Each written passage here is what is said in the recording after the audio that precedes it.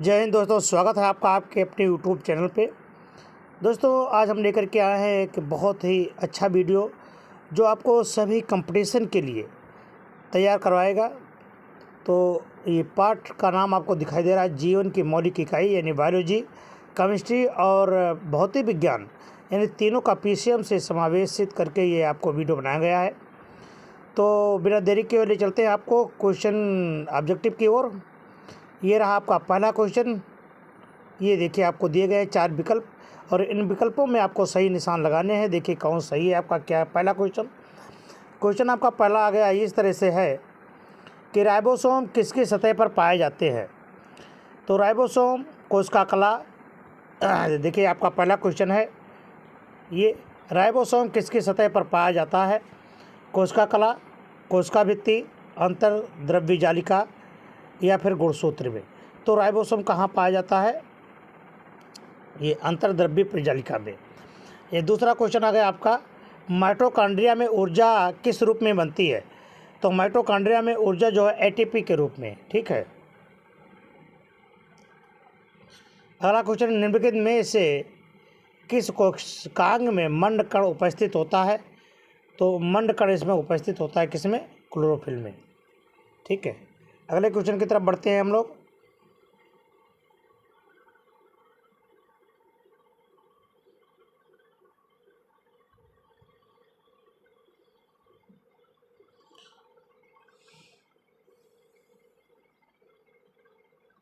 अगला क्वेश्चन है कि कोशिका में पाए जाने वाले सबसे छोटे कोशिकांग कौन से हैं। तो कोशिका में सबसे पाए जाने वाले जो कोशिकांग हैं वो क्या है आपके, राइबोसोम है। हाइड्रोलेज नाम के एंजाइम अत्यंत प्रचुर मात्रा में पाए जाते हैं किसमें, लाइसोसोम में। कोशिका की खोज करने वाले वैज्ञानिक कौन से हैं।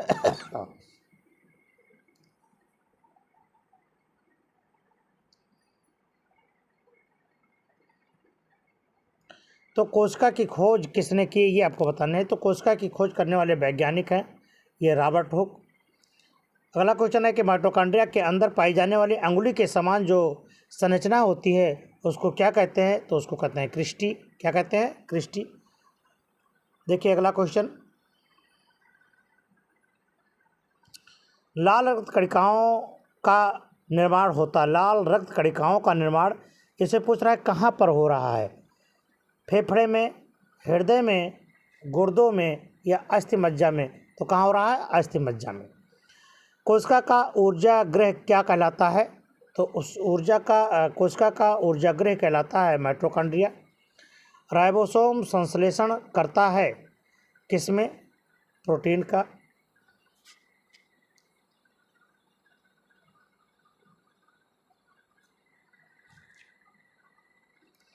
पौधों में हरा रंग निम्न के कारण होता है, यानी पूछ रहा है कि हरा रंग किसके कारण होता है।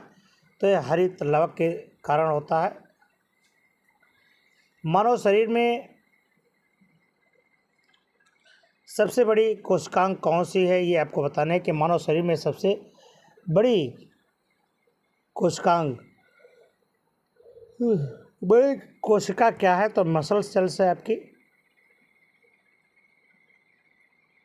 मानव शरीर में सबसे बड़ी कोशिका ये आपकी नर्व सेल है।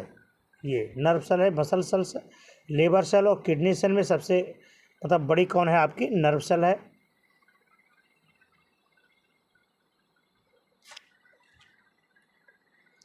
जंतु कोशिका में प्रोटोप्लाज्म तथा अन्य वातावरण के बीच रोधिका है कौन, प्लाज्मा मेम्ब्रेन। शब्द सेल देने वाले वैज्ञानिक कौन है जो शब्द सेल का उच्चारण किया हो। तो वो है रॉबर्ट हुक। अगला है कोशिका सिद्धांत किसने प्रतिपादित किया। तो कोशिका सिद्धांत आपका स्लाइडेन और स्वान ने प्रतिपादित किया। स्लाइडेन, स्वान एम मैथियास स्लाइडेन, ठीक है। तो ये है आपके कोशिका सिद्धांत।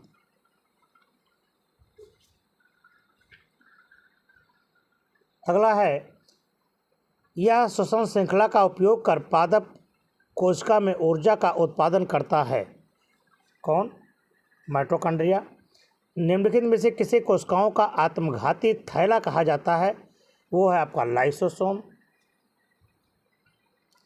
कोशिका झिल्ली बनी होती है किसकी? तो कोशिका झिल्ली बनी होती है प्रोटीन और लिपिड की।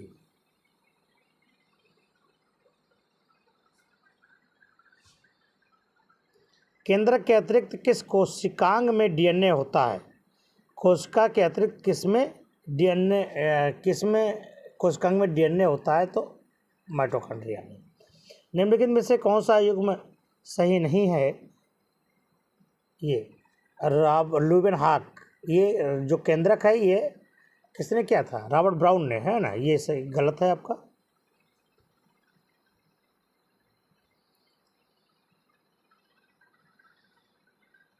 जीवित कोशिका के संबंध में कौन सा कथन सत्य है? इनमें स्वतंत्र गुणन करने की क्षमता होती है, इसमें अनुवांशिक सूचनाएं निहित होती हैं, ये एक समान रासायनिक संगठन उपापचय क्रिया दर्शाते हैं। उपरोक्त सभी, तो ये आपका सभी सही है।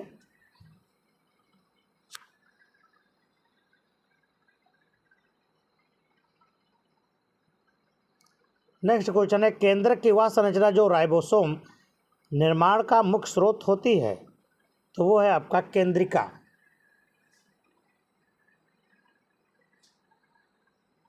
क्या है? केंद्रिका। माइटोकॉन्ड्रिया के संबंध में निम्न में से कौन सा कथन असत्य है? तो असत्य कथन कौन सा है? एटीपी से एडीपी नहीं, एडीपी से एटीपी बनता है ना, इसलिए यह कथन असत्य है। नेक्स्ट क्वेश्चन आ गया आपके स्क्रीन पर, ये रहा। डीएनए की कार्यकारी इकाई क्या है? तो डीएनए की कार्यकारी इकाई है जीन्स, ये सही है। निम्नलिखित में से किसे कोशिका का प्राकृतिक भंडार गृह कहते हैं?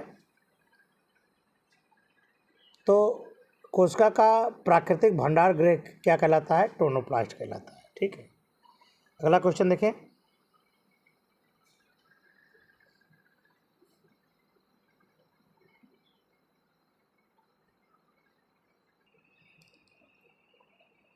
क्वेश्चन है, निम्नलिखित की अनुपस्थिति के कारण पादप जंतु कोशिका से भिन्न होती है? किसके द्वारा भिन्न होती है? सेंट्रियोल के द्वारा। ठीक है, ये सही है। सेंट्रोसोम निम्नलिखित में पाया जाता है, यानी सेंट्रोसोम किससे पाया जाता है? तो सेंट्रोसोम किसमें पाया जाता है? कोशिका द्रव्य में पाया जाता है। कोशिका का बिजली घर यानी पावर हाउस किससे कहते हैं? तो कोशिका का बिजली घर कहते हैं माइटोकॉन्ड्रिया को। ठीक है,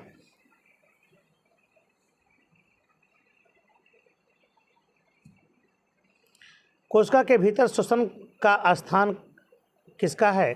तो कोशिका के भीतर जो श्वसन का स्थान है वह है माइटोकॉन्ड्रिया का। पाचक थैला क्या कहलाता है? पाचक थैला कौन है इसमें? तो पाचक थैला है आपका लाइसोसोम है। राइबोसोम निम्नलिखित के केंद्र हैं। ये देखिए राइबोसोम क्या करता है? तो राइबोसोम किसका केंद्र है? प्रोटीन संश्लेषण का केंद्र है। द्विक झिल्ली निर्माण में अनुपस्थित होता है। 7वां क्वेश्चन, किसमें? लाइसोसोम में। एक अगला क्वेश्चन है, ये कह रहा है कि केवल पादपों में पाई जाने वाली कोशिकांग हैं कौन? जो केवल पादपों में पाए जाते हैं। ठीक है, तो पादपों में पाए जाने वाले हैं आपके लवक, प्लास्टिड जो पाए जाते हैं वो इसमें पाए जाते हैं, केवल पादपों में।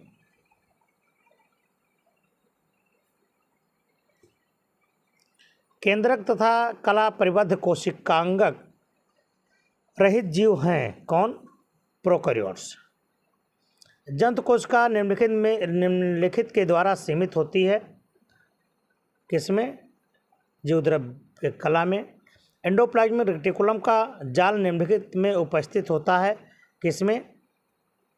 ये कोशिका द्रव्य में।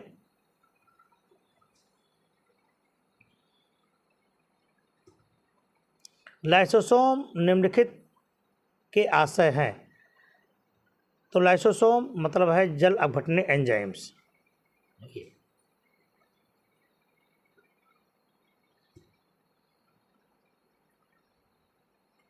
पादप कोशिका की राजधानी को घेरने वाली झिल्ली क्या कहलाती है? तो पादप कोशिका की राजधानी को घेरने वाली झिल्ली आपकी क्या कहलाती है? टोनोप्लास्ट कहलाती है। कोशिका श्रावण निम्नलिखित के द्वारा किया जाता है।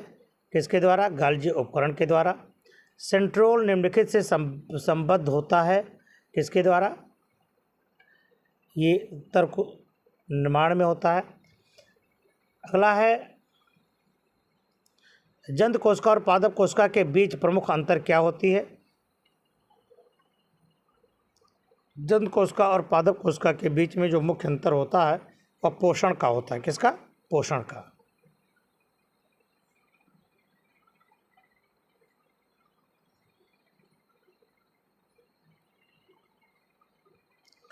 केंद्रक रहित जंतु कोशिका में निम्नलिखित का भी अभाव होता है। किसमें? एक गुणसूत्र का। जो द्रव्य कुंचन निम्नलिखित के कारण होती है तो वो होती है किसके द्वारा? बाह्य प्रसरण के द्वारा। पादप जिसका निम्नलिखित के कारण फूल जाती है, पादप कोशिका निम्नलिखित के कारण फूल जाती है, उसका क्या नाम है? वो है अंतः प्रसरण के कारण।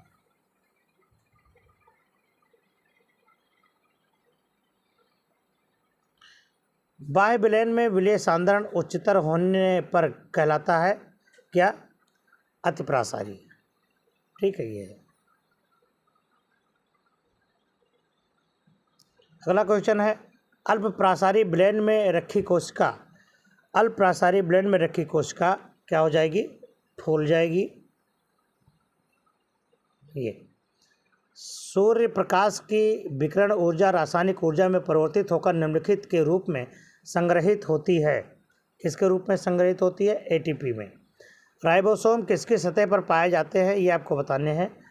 तो राइबोसोम जो है ये अंतर्द्रव्य जालिका पर पाए जाते हैं। ये सही है।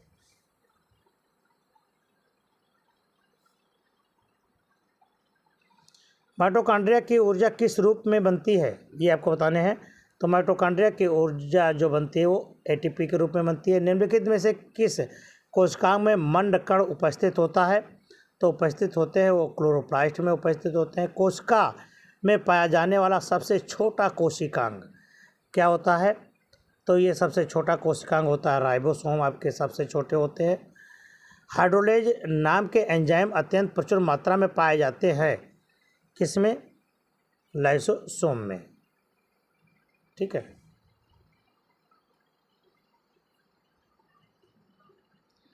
सेंट्रोसोम कहाँ स्थित होते हैं?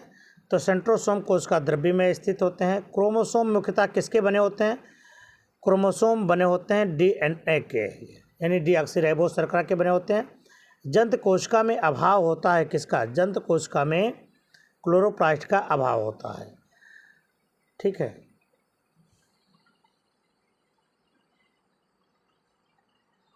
हरे टमाटर लाल क्यों होते हैं? ये आपको बताने हैं कि हरे टमाटर लाल क्यों होते हैं। तो वो होते हैं क्लोरोप्लास्ट क्रोमोप्लास्ट में परिवर्तित हो जाते हैं ये। ठीक है। अगला क्वेश्चन देखें।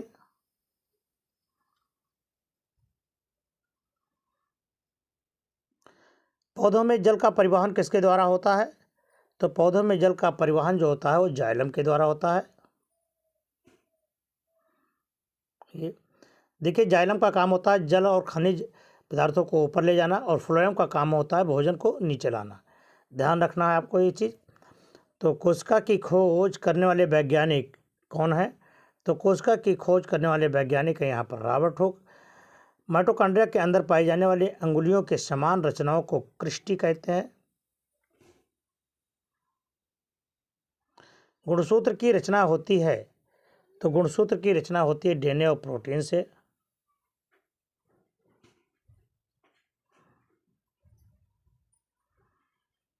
ठीक है। अगला क्वेश्चन आ गया आपका, पादप कोशिका की पहचान क्या है? तो पादप कोशिका की पहचान है कोशिका भित्ति। प्रत्येक जीवधारी की सूक्ष्मतम इकाई क्या है? तो प्रत्येक जीवधारी की सूक्ष्मतम इकाई जो है वो है कोशिका। जीवद्रव्य की रचना होती है। ठीक है।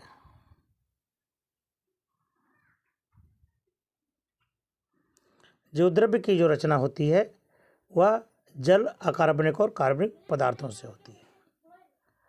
माइटोकॉन्ड्रिया का संबंध किससे होता है? तो माइटोकॉन्ड्रिया का संबंध होता है श्वसन से।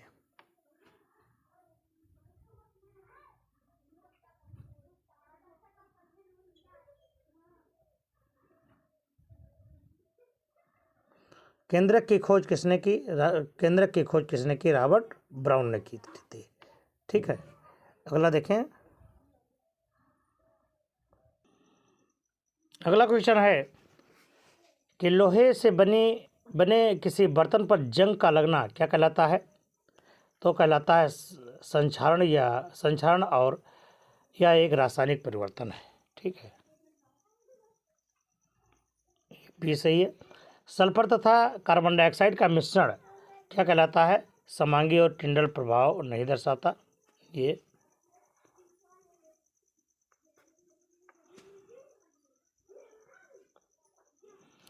लोहे की पिनें बालू व अमोनियम क्लोराइड के मिश्रण घटकों को अलग करने के लिए प्रयोग किए गए प्रक्रमों का सही क्रम क्या होता है? तो वो है आपका चुंबकीय पृथक्करण यानी ऊर्ध्वपातन।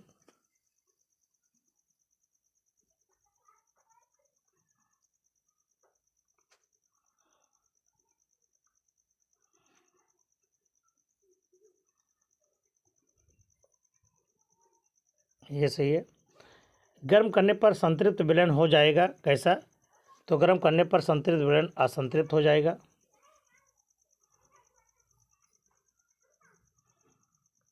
अगला क्वेश्चन है टिंडल प्रभाव प्रदर्शित नहीं करता है। तो टिंडल प्रभाव क्या प्रदर्शित नहीं करता? वास्तविक विलयन। धातुएं कैसी होती हैं? धातुएं चमकीली, गहरी होती हैं, विद्युत के सुचालक होते हैं, आघातवर्धनीय होती हैं, अर्थात सभी होती है।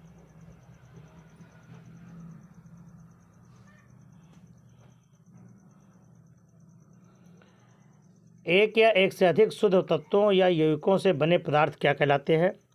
तो कहलाते हैं आपके मिश्रण कहलाते हैं। निम्नलिखित में से कौन सा मिश्रण नहीं है? तो यह है आपका सोडियम। ठीक है,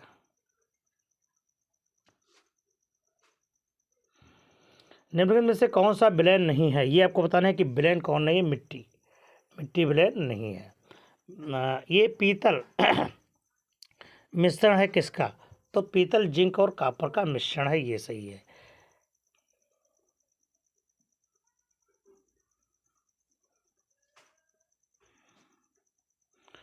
निम्नलिखित यौगिक का कौन सा कथन असत्य है? तो ये कह रहा है कि एक ही प्रकार के परमाणुओं से निर्मित, तो इसमें सत्य है, असत्य कथन है आपका ये। विषमांगी मिश्रण निश्चित और स्थिर रासायनिक संगठन होता है। निम्नलिखित में से कौन सा शुद्ध पदार्थ नहीं है? तो शरबत शुद्ध पदार्थ नहीं है, ये मिश्रण है।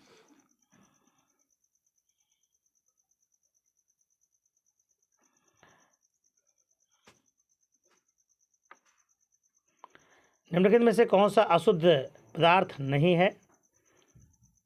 तो इसमें आपका जल है। निम्नलिखित में से कौन सा मिश्रण है? तो मिश्रण है आपका कांसा।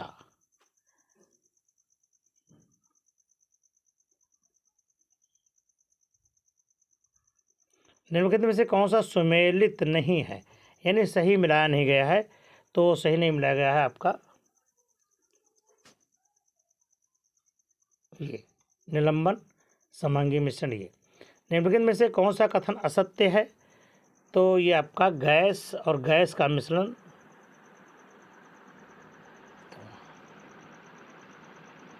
ठीक है,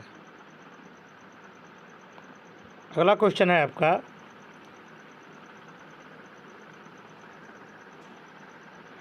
आयोडीन तथा अल्कोहल का विलयन क्या कहलाता है? तो आयोडीन और अल्कोहल का विलयन कहलाता है टिंचर आयोडीन कहलाता है। ठीक है, अगला क्वेश्चन है निम्नलिखित में से कौन सुमेलित नहीं है? तो इसमें धुआं फोम सुमेलित नहीं है। कोलाइडी विलयन में टिंडल प्रभाव क्या करता है? ये प्रकाश प्रकीर्ण के कारण होता है। ठीक है, ये अगला देखिए।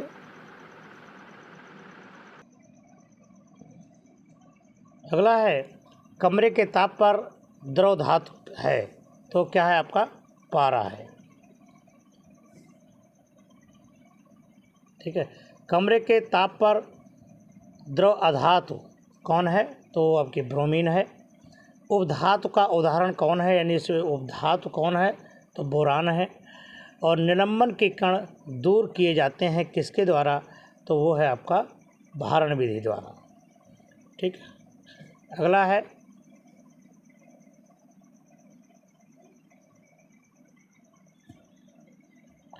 समांगी मिश्रण का उदाहरण। तो समांगी मिश्रण का जो उदाहरण है वो है कॉपर सल्फेट विलयन। ठीक है। दो या दो से अधिक पदार्थों का समांगी मिश्रण क्या कहलाता है? तो दो या दो से अधिक पदार्थों का जो समांगी मिश्रण है वो आपका विलयन कहलाता है। निलंबन क्या है? निलंबन एक क्या है? तो निलंबन एक आपका विषमांगी मिश्रण है जिसमें घुलित कण आँखों से देखे जा सकते हैं। ठीक है।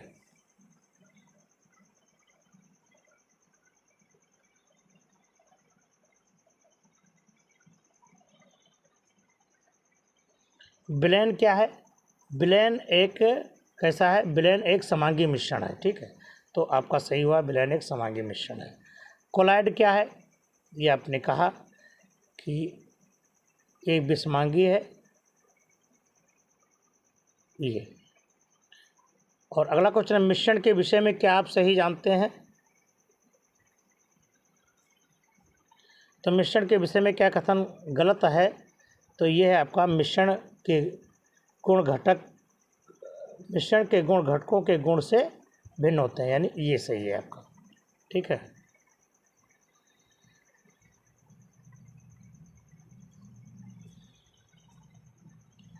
विषमांगी मिश्रण का उदाहरण क्या है? विषमांगी मिश्रण का जो उदाहरण है वह है आपका लकड़ी। ठोस ठोस विलयन का उदाहरण क्या है? तो ठोस ठोस जो विलयन है उस उदाहरण है आपका पीतल। गंदला पानी क्या है? गंदा पानी निलंबन का होता है।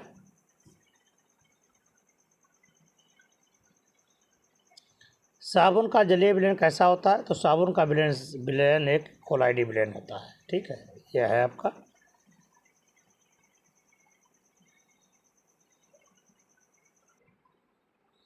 देखिए अब आपको फिजिक्स की ओर ले चलते हैं। लिखा है सदिश राशि है। तो सदिश राशि क्या है? इसमें कौन कौन से कार्य, दाब, बल एवं सामर्थ्य। तो इसमें आपका है ये बल। ठीक है।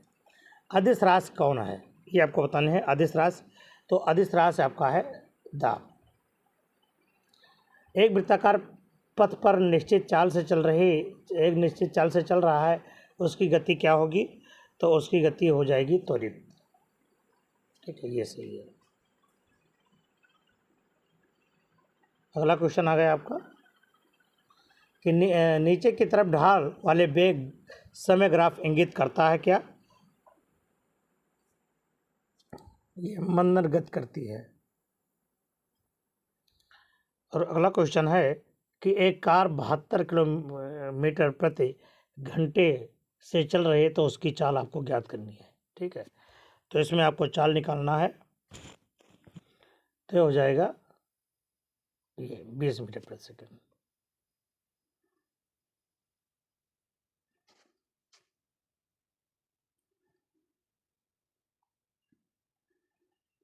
सदिश नहीं है।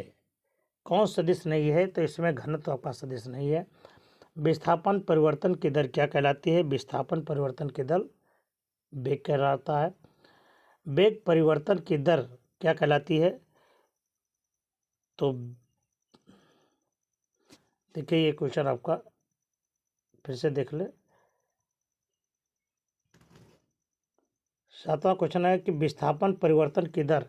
तो विस्थापन परिवर्तन की जो दर है वो आपका वेग है, और वेग परिवर्तन की दर वो है आपके वेग परिवर्तन की दर को त्वरण कहते हैं, एक्सेलरेशन। अगला क्वेश्चन है कि किसी पिंड का दूरी समय ग्राफ एक्स अक्ष के समांतर है, यह प्रदर्शित करता है क्या? पिंड विरामावस्था में है, ये प्रदर्शित करता है। ठीक है। अगला क्वेश्चन है, जब एक वस्तु गतिमान एक समान गति में होती है तो इसका मार्ग दिखाई देता है कैसा? एक सीधी रेखा में। ठीक है। ये निम्नलिखित में से कौन सा युग्म सुमेलित है? तो वो आपका है ये, सभी इसमें सुमेलित किए गए हैं। निम्नलिखित में से कौन सा युग्म सुमेलित नहीं है? तो ये है आपका ये। ठीक है, दूरी सदिश राशि। अगला क्वेश्चन कह रहा है कि वेग समय ग्राफ एक्स अक्ष के समांतर है तो ये क्या प्रदर्शित करता है? तो प्रदर्शित करता है आपका ये, पिंड समान चाल से चल रहा है, गति से चल रहा है। स्वचालित वाहनों में लगा यंत्र जो उसके द्वारा तय की गई दूरी को मापता है वह क्या कहलाता है? ऑडोमीटर।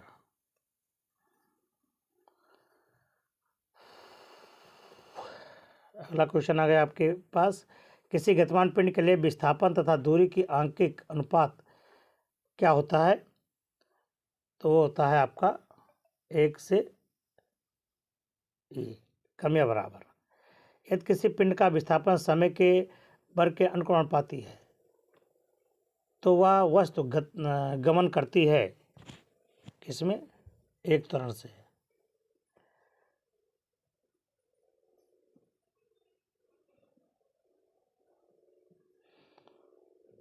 एक विद्यार्थी अपने घर से 10 किलोमीटर दूर स्थित विद्यालय जाता है तथा वापस घर आता है तो उसका विस्थापन क्या होगा? तो उसका विस्थापन 0 होगा।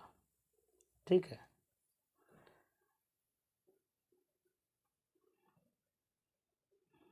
अगला क्वेश्चन है, वेग के संबंध में कौन सा कथन सत्य है? तो वेग के संबंध में ये एक निश्चित दिशा में चाल है, ये आपका सत्य है। और अगला क्वेश्चन है कि गतिमान वस्तु के द्वारा एकांक समय में निश्चित दिशा में चली गई दूरी क्या कहलाती है? तो कहलाता है वेग।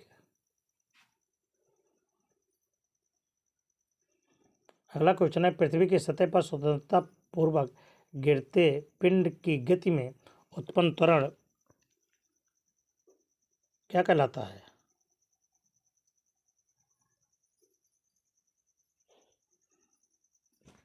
तो कहलाता है आपका एक समान।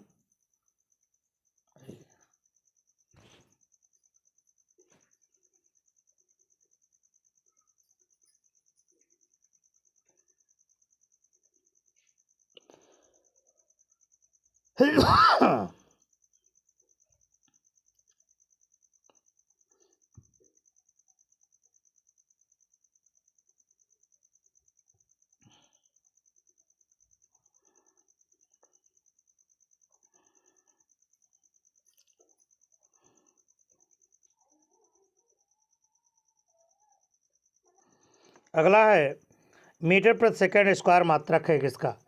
तो मीटर प्रति सेकंड स्क्वायर मात्रक है आपका ये डी का।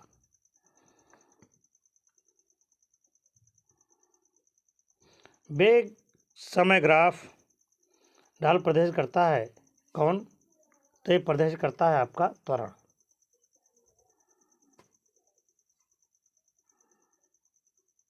निम्नलिखित में से कौन सदिश राशि है? तो सदिश राशि है आपका वेग।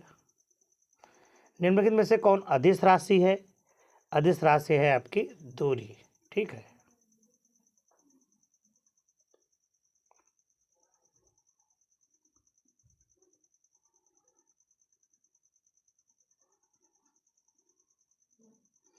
विस्थापन का मात्रक क्या है? तो विस्थापन का मात्रक है मीटर। चाल का मात्रक क्या है?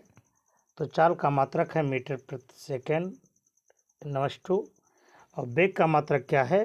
वेग का मात्रक है मीटर सेकेंड इनवर्स। ठीक है। त्वरण का मात्रक क्या है? त्वरण का मात्रक है मीटर प्रति सेकेंड इनवर्स 2। ठीक है। ये वेग परिवर्तन की दर को क्या कहते हैं? वेग परिवर्तन की दर को त्वरण कहते हैं। ठीक। 35 किलोमीटर प्रति घंटा की चाल से कार चल रही है 12 मिनट में कितनी दूरी तय करेगी? ये आपको निकालना है, चाल बराबर दूरी बटा समय से, ठीक है। तो ये आपका है 7 किलोमीटर।